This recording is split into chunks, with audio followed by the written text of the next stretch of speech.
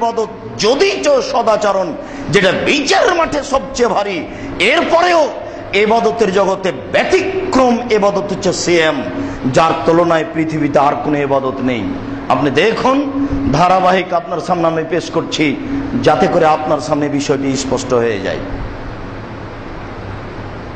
আবু সাঈদ খুদরি রাদিয়াল্লাহু তাআলা আনহু বলেন, রাসূল সাল্লাল্লাহু আলাইহি ওয়াসাল্লাম বলেছেন, মান সামা ইয়াওমান ফি সাবিলিল্লাহ বাদাল্লাহু ওয়াজহু আনিন নার 70 খারিফান, কেউ যদি আল্লাহকে সন্তুষ্ট করার জন্য একদিন সিয়াম পালন করে তাহলে তাকে জাহান্নাম থেকে 70 বছরের পথ দূরে সরানো হবে।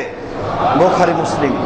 আবু সাঈদ খুদরি রাদিয়াল্লাহু তাআলা আনহু বলেন, রাসূল সাল্লাল্লাহু আলাইহি ওয়াসাল্লাম বলেছেন, মান সামা ইয়াওমান ফি সাবিলিল্লাহ বাদাল্লাহু আনিন নার ওয়াজহু মিন নিয়াতে মাসিরা, কেউ যদি আল্লাহকে সন্তুষ্ট করার জন্য একদিন সিয়াম পালন করে তাহলে তার থেকে জাহান্নামকে সরিয়ে দেওয়া হবে 100 বছরের পথ।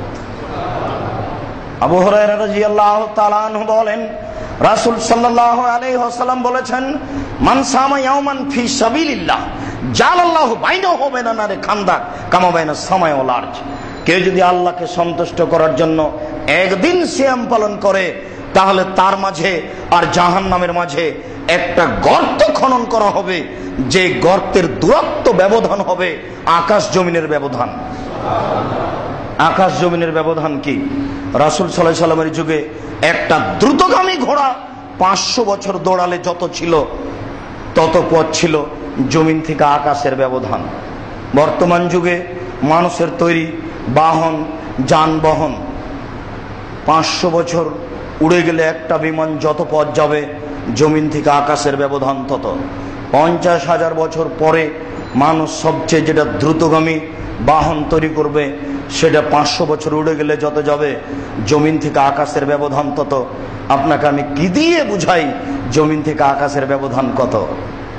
আপনাকে আমি কি দিয়ে আমার যখন আমল পেশ করা হবে তখন আল্লাহ দেখুক আমি সিয়াম আছি। মসজিদের মুসাল্লিমি বুঝাতে পারিনি। রাসূল সাল্লাল্লাহু আলাইহি ওয়াসাল্লাম বলছেন, বৃহস্পতিবার এবং সোমবার মানুষের পাপ নেকি আল্লাহর দরবারে পেশ করা হয়। আমি মুহাম্মদ চাই যে আমার যখন ইবাদত পেশ করা হবে আমল, তখন আল্লাহ দেখুক যে আমি সিয়াম আছি। বুঝাতে পারলাম না? রাসূল সাল্লাল্লাহু আলাইহি ওয়াসাল্লাম বলেন, বৃহস্পতিবার সোমবার সাপ্তাহিক রিপোর্ট পেশ করা হয়। আমি মুহাম্মদ চাই, আমার মনটা চাই, আমাকে ভালো লাগে, আমার যখন রিপোর্টটা দেখবে আল্লাহ তখন দেখুক যে আমি সিয়াম আছি। না, বুঝাতে পারলাম না? তার মানে আপনারও মন চাওয়া জরুরি, আপনিও বৃহস্পতিবার সোমবার সিয়াম পালন করেন। আবু হুরায়রা রাদিয়াল্লাহু তাআলা আনহু বলেন, রাসূল সাল্লাল্লাহু আলাইহি সাল্লাম বলেছেন, সালাসাতুন মিন কুল্লি শাহরিন কানা কা সিয়ামিদ দাহরি কুল্লিহি, কেউ যদি প্রতি মাসে 3 দিন সিয়াম পালন করতে পারে, 13, 14, 15 বা মাসে 3 দিন সারা বছর সিয়াম পালন করে জানে কি হয় তাই হবে। রাসূল সাল্লাল্লাহু আলাইহি সাল্লাম বলেন, আসিয়ামু ইয়াউমি আরাফা তাসবাল্লাহ আইয়ুকাফিরা সানাতাল্লাতি কাবলাহু সানাতাল্লাতি বাদাহু, কেউ যদি আরাফার দিন একদিন সিয়াম পালন করে তাহলে 1 বছর আগেকার পাপ 1 বছর পরের পাপ ক্ষমা করা হবে। তিনি বলেন, সিয়ামু ইয়াউমি আশুরা কেউ যদি মুহররমের একদিন সিয়াম পালন করে তাহলে বিগত 1 বছরের পাপ ক্ষমা করা হবে।